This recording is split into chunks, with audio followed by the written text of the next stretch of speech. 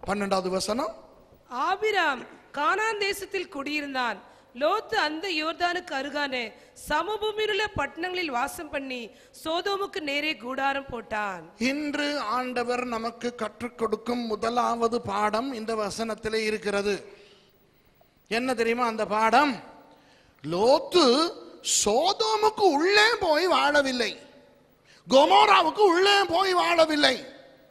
அவன் அந்த சோதோமுக்கு நேரே, நேரே என்றால் எதிரே என்று அர்த்தம், ஆப்போசிட்.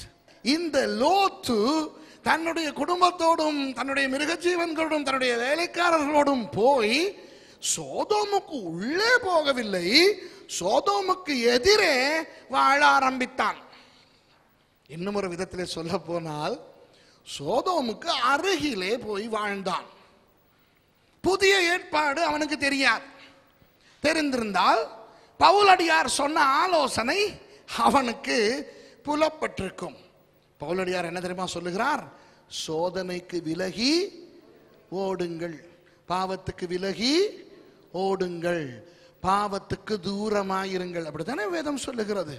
பாவத்தை நோக்கி போங்கள், சோதனையை நோக்கி போங்கள், இப்படி சொல்லி இருக்கிறதா? இல்லை. அப்போ லோத்து என்ன செய்திருக்க வேண்டும்? அருவருப்பான 2 தேசங்கள் இந்த இடத்துல இருக்கிறபடினால் இந்த செழுமையும் இந்த பசுமையும் இந்த அழகும் எனக்கு வேண்டாம். ஏனென்றால் இது அழகா இருந்தாலும் அசிங்கத்துக்கு பக்கத்திலே இருக்கிறது, அதனால் இது வேண்டாம் என்று அவன் வேற எங்காவது போயிருந்திருக்க வேண்டும். அப்படி அவன் போயிருந்தால் நடந்த சம்பவங்களே வித்தியாசமாக இருந்திருக்கும். அவன் விட்ட தவறு என்ன தெரியுமா? பாவத்துக்கும் அசுத்தத்துக்கும் அருகிலே வாழ ஆரம்பித்தது. அன்பான கிறிஸ்தவர்களே, ஊழியர்களே, விசுவாசிகளே, என்னதான் நானும் நீங்களும் பரிசுத்தவான்களாய் இருந்தாலும், என்னதான் ஆண்டவருடைய அபிஷேகம் நம்முடைய வாழ்க்கையில் இருந்தாலும், என்னதான் தேவ வல்லமை நம்முடைய வாழ்க்கையில் இருந்தாலும், நாம் துணிந்து அசுத்தத்துக்கு அருகில், பாவத்துக்கு அருகில் போகக்கூடாது. விளங்குதா? இன்றைக்கு என்ன நடக்கிறது என்றால், அநேகர் துணிந்து போகிறார்கள். அப்படி போகும் பொழுது என்ன காரணம் சொல்லுகிறார்கள் தெரியுமா? எனக்கு தெரியும் எந்த அளவுக்கு கிட்ட போவது என்று. உலக நியதி, இயற்கை நியதியிலே கூட கெட்டதற்கு பக்கம் நல்லது போனால் நல்லதுதான் கெட்டதாகுமே தவிர கெட்டது ஒருபோதும் நல்லதாகாது. எத்தனை பழமொழிகள் சொல்லி இருக்கிறார்கள். சான்றோர், வேதத்துக்கு புறம்பான சான்றோர் சொல்லுவார்கள், சேலையில் முள் பட்டாலும் முள்ளில் சேலை பட்டாலும் பாதிப்பு சேலைக்கு தான். முள்ளையும் சேலையையும் ஒப்பிட்டால் இந்த இரண்டில் எது நல்லது? சேலை. அப்போ நல்லதை கெட்டதுக்கு பட வைத்தாலோ, கெட்டதை நல்லதுக்கு பட வைத்தாலோ பாதிப்பு நல்லதற்கு தான். இன்னும் ஒன்றை சொல்லுவார்கள் பெரியவர்கள், பழைய காலத்தவர்கள், ஒரு குடம் பாலுக்கு ஒரு துளி விஷம். சரியோ? ஒரு குடம் பால் நல்லது, ஆரோக்கியமானது, சுவையானது. ஒரு துளி விஷத்தை போட்டவுடன் அந்த முழு குடமுமே விஷமாகிறதாம். எங்காவது என்றாவது ஒரு குடம் விஷத்துக்கு ஒரு துளி பாலை போட்டால் முழு விஷமும் பாலாகுமா? ஆகாது. புரிகிறதா? இந்த உலக தத்துவம் வேதத்தின்படியும் உண்மை. பவுலடியார் சொல்லுகிறார், ஒளிக்கும் இருளுக்கும் சம்பந்தம் ஏது? சரியோ? அப்போ பாவிகளை நேசிப்பதில் தப்பே கிடையாது. ஏனென்றால் ஆண்டவனும் பாவிகளை நேசிக்கிறார். பாவிகளை எந்த அளவுக்கு நேசிக்க வேண்டும் தெரியுமா? அவர்களுடைய பாவத்தை விட்டு அவர்களை கழற்றி எடுக்க வேண்டுமே என்ற அந்த ஆதங்கம் உருவாகும் அளவுக்கு நாம் பாவிகளை நேசிக்க வேண்டும். ஐயோ, எப்படியாவது இந்த நபருக்கு நான் சுவிசேஷத்தை அறிவித்து இந்த நபரை ஆண்டவருக்குள்ளே கொண்டு வந்து விட வேண்டுமே என்ற அந்த ஏக்கம் உருவாகும் அளவுக்கு பாவிகளை நேசிக்க வேண்டும். புரிகிறதா? ஆனால் இன்றைக்கு பாவிகளை நேசிக்க ஆண்டவர் சொல்லுகிறாரே என்று அவர்களோடு உறவாடி கொண்டிருக்கின்றவர்கள் எதற்கு உறவாடுகிறார்கள் தெரியுமா? சுவிசேஷத்தை அறிவிப்பதற்கு அல்ல, அவர்களை ஆலயத்துக்கு கொண்டு வருவதற்கு அல்ல, சும்மா பொழுதுபோக்குக்கு. How are you மச்சான்? I am fine மச்சான். யார் அந்த மச்சான்? இவர்களுடைய வாட்ஸ்அப் மெசேஜஸ், வைபர், இவர்களுடைய ஷேரிங், ஃபேஸ்புக் மெசஞ்சர், இவற்றில் எல்லாம் பார்க்கும்போது இவர்கள் ஒன்றும் நற்செய்தியை அறிவிக்கவில்லை. இவர்கள் சும்மா பழகிக்கொண்டு இருக்கிறார்கள். அப்போ அன்பானவர்களே, இன்றைக்கு நீங்கள் உங்களை ஆராய்ந்து பாருங்கள், உங்கள் பிள்ளைகளை ஆராய்ந்து பாருங்கள், உங்கள் சகோதர சகோதரிகளை ஆராய்ந்து பாருங்கள், உங்களுக்கு தெரிந்த விசுவாசிகளை ஆராய்ந்து பாருங்கள். யாரோடு அவர்கள் பழகுகிறார்கள்? எந்த மாதிரியான இடங்களுக்கு அதிகம் போக்குவரத்தாய் இருக்கிறார்கள்? என்ன மாதிரியான நண்பர்கள், உறவினர்கள் இவர்கள் வீட்டுக்கு போக்கும் வரத்துமாய் இருக்கிறார்கள்? யாரோடு விருந்தோம்பலுக்கு போகிறார்கள்? யாரோடு ஷாப்பிங் போகிறார்கள்? யாரோடு கூடுதலாக தொலைபேசியில் உரையாடிக் கொண்டிருக்கிறார்கள்? கவனியுங்கள், அவர்கள் ரட்சிக்கப்படாதவர்களாய் இருந்தால், அவர்கள் பாவிகளாய் இருந்தால் உங்களுக்கு ஆபத்து. நீங்கள் சொல்லக்கூடாது, ஓ எனக்குள்ளே இருப்பவர் உலகத்திலே இருப்பவனை விட பெரியவர். இது பவுலுக்கு தெரியாதா? பவுலுக்கு தெரியாதா?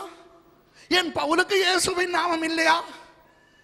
பவுல் இயேசுவின் ரத்தத்தில் ஜெயம் உண்டு என்று தெரியாதவரா? அவரே சொல்லுகிறார், சோதனைக்கு விலகி ஓடுங்கள்.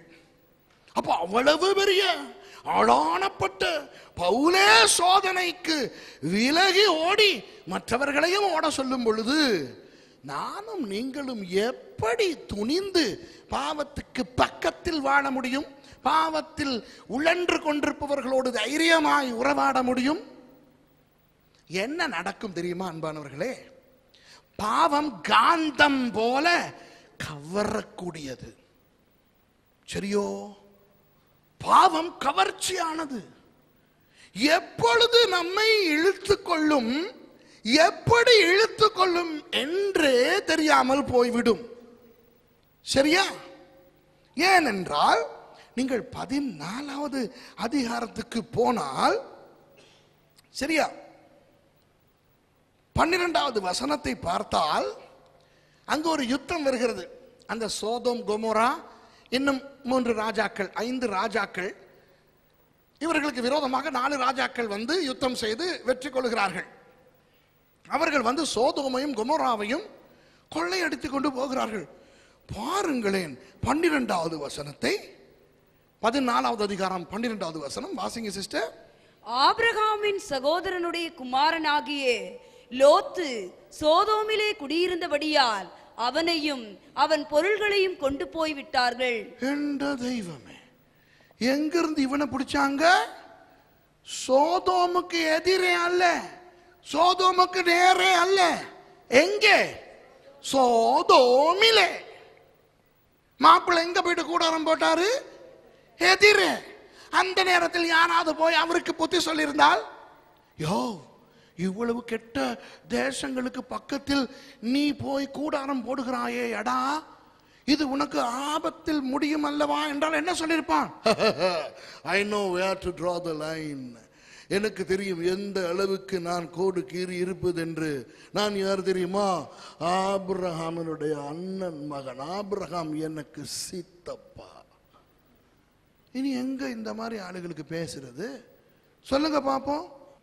இது போல அன்பானவர்களே, இந்த பாவத்துக்கு துணிந்து பக்கத்திலே போய் வாழுகிறவர்களை அவர்களை எச்சரித்து புத்தி சொல்லுவது கஷ்டம்.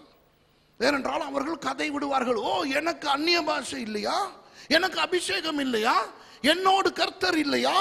எனக்குள்ள இருப்பவன் அவனுக்குள்ள இருப்பவனை விட பெரியவர் இல்லையா? இப்படியெல்லாம் சொல்லுவான். ஆனா இதெல்லாம் தெரிந்த பவுல் தான் சொல்லுகிறார், வேண்டாம் ராசா, சோதனையை பார்த்தால் சோதனையை நோக்கி ஓடாதே, அழிந்து போவாய், விலகி ஓடு. விளங்குதா? முதலாவது பாடம், பாவத்துக்கு அருகில் துணிந்து வாழாதே, துணிந்து போகாதே. பாவத்துக்கு பயந்தபடியினால் அல்ல, ஆனால் அதுதான் வேத நியமம். சரியா? அந்த மாதிரியான நண்பர்கள் உங்களுக்கு இருந்தால் அந்த நட்பை முறித்து விடுங்கள். அன்பு இருக்கட்டும், பழகுங்கள், ஆனால் கூடுதலாக அவர்களோடு உறவாடுவதை தவிர்த்து கொள்ளுங்கள். இல்லாவிட்டால் அது ஆபத்தில் முடியும். புரிகிறதா? முதலாவது பாடம். இரண்டாவது பாடத்தை நான் உங்களுக்கு சொல்லுகிறேன். இந்த லோத்து பயல் மறுபடி சோதோமுக்கே போய் வாழ்ந்தானே, ஏன் என்று உங்களுக்கு சொல்ல போகிறேன். ஏனென்றால் அன்பானவர்களே, இதுதான் இன்றைக்கு கர்த்தர் நமக்கு கற்றுக் கொடுக்கும் இரண்டாவது பாடம்.